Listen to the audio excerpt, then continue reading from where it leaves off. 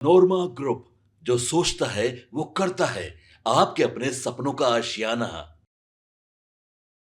नमस्कार, मैं विकास सिंह राजपूत और आप देख रहे हैं भारत लाइव में इनसाइड स्टोरी। राजपूत वोटर तय करेगी नीतीश, तेजस्वी या कोई और होंगे सीएम।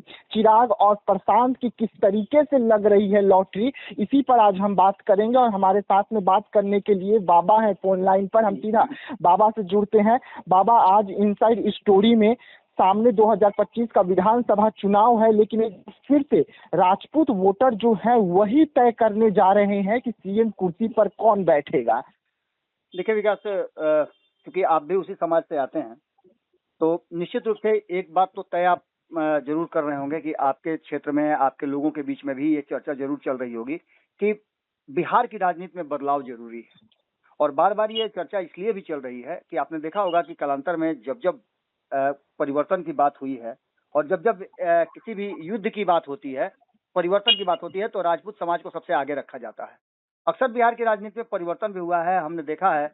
रघुवंश बाबू का पीरियड भी देखा है, और जब चर्चा हम करते हैं तो हमारे इतिहास में भी कई ऐसी बातें नजर आती है। वर्तमान जो बिहार का चुनाव है, उस चुनाव को लेकर के ये कहा जा रहा है कि ये मिजाज सेट करेगा आने वाले लगभग 3 से 4 दशक के देश की राजनीति का।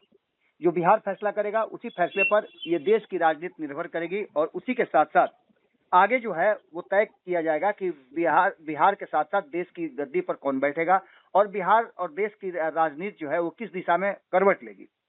इन सभी बातों को लेकर के लगातार अपने अपने हिसाब से, जब से आपने 2023 याद होगा आपको कि जब जातीय जनगणना के आंकड़े आए थे, तब से लेकर के अब तक जातीय समूहों को अपने अपने पक्ष में करने की कवायद शुरू हो चुकी है। और अगर बात करें हम, तो ये राजपूत समाज राजनीतिक रूप से काफी सक्रिय रहा है। इसके अलावा आपको बता दें कि जो वर्तमान स्थिति है, उसमें राष्ट्रीय जनता दल की अगुवाई वाले महागठबंधन में कोई बड़ा राजपूत नेता नहीं नजर आ रहा है। रघुवंश बाबू के बाद से इस तरह का कोई साफ साफ नजर नहीं आ रहा है। हालांकि कई नेताओं को अपने पक्ष में रखने की कोशिश की जा रही है। वहीं एनडीए के 19 विधायक हैं, तो अकेले भारतीय जनता पार्टी के 17 विधायक राजपूत बिरादरी से आते हैं। और आप लड़ाई भी देख रहे होंगे कि किस तरह की लड़ाई चल रही है। और खास करके राजपूत समाज जो है, बाबू कुंवर सिंह और अन्य कई महाराणा प्रताप की जयंती मना करके ये बात दर्शाने की कोशिश कर रहे हैं कि वो उनकी एकजुटता है, और वो जिधर भी चाहेंगे उधर मामला सेट हो जाएगा। बिहार में भले ही अक्टूबर नवंबर में विधानसभा के चुनाव होने वाले हों, लेकिन सियासी बिसात अभी से बिछाई जाने लगी है। और कांग्रेस का फोकस भी दलित वोटों के साथ साथ इस नए जो राजपूत समाज के लोग हैं, नए नेता जो आ रहे हैं, उन नेताओं पर उसका ध्यान पड़ा हुआ है। तो वहीं आपको बता दें कि महाराणा प्रताप और बाबू वीर कुंवर सिंह की जो जयंती है, या उनके से जुड़ा हुआ जो भी कार्यक्रम है, उस कार्यक्रम को लेकर के राजपूत समुदाय जो है अपने आप को एक जगह करने की कोशिश कर रहा है। महाराणा प्रताप की जयंती और वीर कुंवर सिंह की पुण्यतिथि के कार्यक्रम में जिस तरह से भारतीय जनता पार्टी और आरजेडी आमने सामने दिखी और लगातार इन सभी चीजों को अपने पक्ष में करने का दावा किया है, उसको लेकर के आपको याद होगा कि 16वीं शताब्दी में मेवाड़ के राजा महाराणा प्रताप, जिन्होंने मुगल बादशाह अकबर के खिलाफ कड़ा प्रतिरोध किया था, और महाराणा प्रताप की जयंती 3 दिन पहले जो आपने देखा होगा कि इसी पिछले ही सप्ताह मनाई गई थी, 9 मई को। और उसको लेकर के कहीं ना कहीं जिस तरह की बातें सामने आई, और इसी बीच में आपको ये भी याद होगा कि वीर कुंवर सिंह की पुण्यतिथि मनाई गई थी, उसको लेकर के भी आरा से लेकर पटना तक कई कार्यक्रम किए गए थे। 1857 की क्रांति के सबसे बड़े पुरोधा और नेता माने जाते हैं। बात जो अगर करें हम, तो प्रदेश की सियासत में जातिगत सर्वे के मुताबिक 10% से करीब जो सवर्ण समाज हैं, यानी 15% हैं, जिनमें से कुछ मुस्लिम समाज के लोग भी हैं, उनको भी अगर जोड़ लिया जाए तो सब मिलाकर के 15% के पास हैं। और इनमें 2 बड़ी जातियां हैं, जिसमें ब्राह्मण और राजपूत, जिन्हें ठाकुर भी कहा जाता है। आपको याद होगा कि हाल फिलहाल में एक साल पहले ही ठाकुर का कुआं एक बड़ा विवादित मुद्दा हो गया था, जिसके चलते कई राजपूत जो हैं वो शिफ्ट हो गए थे महागठबंधन से, फिर एनडीए की तरफ आ गए थे, जिसमें आपने देखा होगा कि आनंद मोहन का पूरा परिवार था। चेतन आनंद जो विधायक थे राजद के, वो भी बाहर हो गए थे। तो ब्राह्मणों की आबादी लगभग 3.65% है, तो वहीं राजपूत की आबादी 3.45% है। भूमिहारों की आबादी इसमें 2.86% है। तो वहीं आपको बता दें कि बाकी के लोगों की भी आबादी है 1% के आसपास, 1 से 1.5% के आसपास। कैद समाज के लोग भी हैं। इन सभी 1% के आसपास, 1% थोड़ा कम ही होंगे। और ब्राह्मणों की आबादी, ठाकुरों की आबादी को मिला करके अगर देखा जाए तो ये निर्णायक भूमिका में रहते जरूर हैं। सवर्णों के वोट बैंक पर इनका अच्छा खासा पकड़ होता है। वर्तमान जो स्थिति है उसमें करीब 30 से 35 जी राज्य की करीब 30 से 35 विधानसभा है, जिसमें 7 से 8 लोकसभा सीटों पर राजपूत के निर्णायक वोटर होते हैं। और 2024 में जिस तरह से एनडीए गठबंधन इन राजपूतों के किले को ध्वस्त कर उनका राजपूत का किला जो था वो ध्वस्त हो गया है, जिसमें आपने देखा होगा कि आरा भी हार गए हैं, उसके बाद औरंगाबाद हार गए हैं जो चित्तौड़गढ़ कहा जाता था। ऐसी कई सीटें हैं जहां उनकी हार हुई है। बीच में आपने देखा होगा सिवान से भी राजपूत जीत करके आती थी कविता, वो भी हार गए हैं। तो इन सभी बातों को लेकर के आप समझ सकते हैं कि क्या स्थिति है।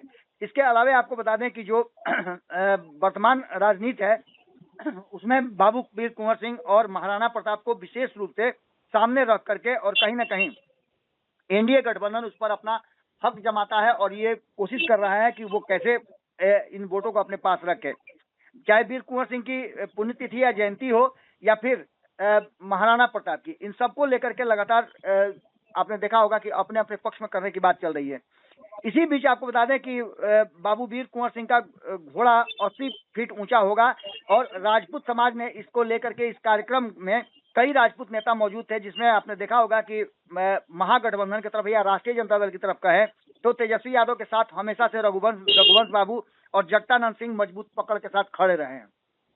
इस बार जो टूटा है उसमें शैलेंद्र प्रताप सिंह कहते हैं कि समाज में तेजस्वी यादव 2025 के विधानसभा चुनाव में बिहार का मुख्यमंत्री बनाने के लिए उनका समर्थन कर रहे हैं और हमने देखा है कि भारतीय जनता पार्टी से राजपूत टूटे हैं और ये बातें 2024 के चुनाव के आधार पर कहा जा रहा है। ऐसी स्थिति में आप देख रहे होंगे कि जो अलग अलग राजनीतिक दल है उनमें राजपूतों की पूछ बढ़ गई है।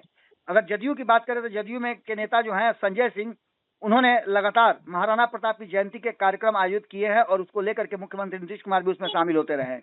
उनके साथ साथ पूरा राजपूत बिरादरी जो है उनके साथ जुड़ा हुआ नजर आता है। मुख्यमंत्री नीतीश कुमार ने उनके कहने पर महाराणा प्रताप की मूर्ति भी लगाई। बिहार में 2 प्रमुख सवर्ण जातियां हैं जिसमें भूमिहार और राजपूत शामिल हैं। इसके साथ साथ ब्राह्मणों की भी स्थिति है। भूमिहार समुदाय पारंपरिक बीजेपी का मतदाता माना जाता है, जबकि राजपूत समुदाय 2014 से पहले तक आरजेडी के साथ रहा करता था।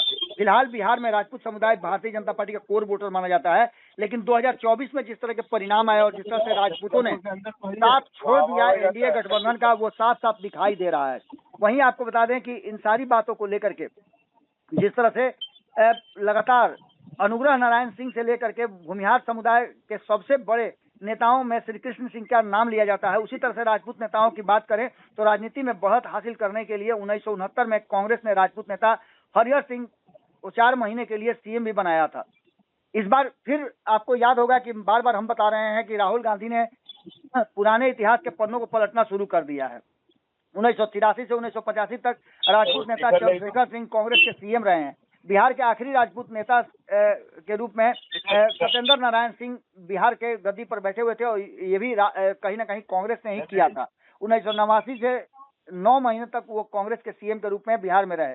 बिहार की सियासत में राजपूत समुदाय को लेकर के कहीं ना कहीं मिजाज बदलता हुआ दिखाई दे रहा है और जिस तरह से जनार्दन सिंह सिग्रीवाल की बात कर लें या फिर राष्ट्रीय जनता दल के कई नेताओं की बात कर लें, सुनील सिंह की बात कर लें, तो ये सभी नजर आते हैं। बिहार में 28 राजपूत विधायक बने हैं, जिसमें 2020 के चुनाव में कुल 28 राजपूतों में से भारतीय जनता पार्टी में 15, जेडीयू में 2, आरजेडी में 7, कांग्रेस में 1, वीआईपी से 2 और 1 निर्दलीय शामिल था। निर्दलीय में आपको सुमित सिंह का नाम याद होगा जो कि अभी मंत्री भी हैं। खास करके देखा जाए तो इन 17 राजपूत विधायक भारतीय जनता पार्टी में हुआ करते थे। साल 2015 में 20 राजपूत विधायक जीते थे, मतलब पिछली बार के मुकाबले 2020 में 8 अधिक राजपूत विधायक विधानसभा पहुंचे थे। साल 2020 में एनडीए ने 29 राजपूत नेताओं को टिकट दिया था, जिनमें से 21 राजपूतों को टिकट दिया गया था भारतीय जनता पार्टी की तरफ से और 15 उसमें से जीते थे। जेडीयू ने 7 राजपूत प्रत्याशियों को दिया था, 2 जीते थे, वहीं 2 वीआईपी के टिकट पर जीते। इस तरह से एनडीए में 29 टिकट में 19 राजपूत विधानसभा पहुंचे थे, जबकि महागठबंधन में 18 राजपूतों को टिकट दिया गया था। बात 2025 की करें तो यहाँ भी अब पाला बदलने का काम जारी है। आपने देखा होगा कि राजपूत नेताओं पर विशेष रूप से नजर बनाए हुए है। तेजस्वी यादव के नेतृत्व वाले महागठबंधन ने 2020 में 18 राजपूतों को टिकट दिया था, जिनमें से महज 8 उम्मीदवार जीत करके आए थे। आरजेडी ने 8 राजपूतों को टिकट दिया था, जिनमें से 7 उम्मीदवार जीत करके आए थे और 10 में से 1 राजपूत को भी जीत मिली थी। इससे अलावा एक निर्दलीय राजपूत विधायक भी हैं। नीतीश कुमार के नेतृत्व वाली एनडीए सरकार ने 4 राजपूत मंत्री, जिनमें 2 बीजेपी कोटे से, 1 जेडीयू और 1 निर्दलीय शामिल हैं। 2024 के लोकसभा चुनाव में बिहार में 6 राजपूत सांसद, जिसमें से 3 भारतीय जनता पार्टी से और 1 जेडीयू से, 1 एलजेपी से और 1 आरजेडी से थे। ऐसे में यह देखना होगा कि राजपूत समाज 2025 के विधानसभा चुनाव में किस करवट बैठता है। जिस तरह के कार्यक्रम चल रहे हैं और जिस तरह से अपने पक्ष में करने की कवायद चल रही है, उसमें चिराग पासवान भी कूद गए हैं। चिराग पासवान भी एक बड़े फैक्टर के रूप में सामने आ रहे हैं। तो वहीं आपको बता दें कि इसी कड़ी में नाम प्रशांत किशोर का भी आ रहा है। प्रशांत किशोर भी अपने राजपूत नेताओं को साथ में लेकर के घूम रहे हैं। आपने देखा होगा किशोर कुमार मुन्ना को चुनाव अभियान समिति का कार्यभार दिया गया है। यानी कि सीधी तौर पे आप समझ सकते हैं कि आने वाले चुनाव में राजपूत वोटर तय करेंगे कि नीतीश कुमार, तेजस्वी यादव या कोई और बिहार के सीएम की कुर्सी पर बैठेगा। चिराग और प्रशांत भी इस खेल में अपने आप को झोंक चुके हैं और उनकी भी लॉटरी लग सकती है।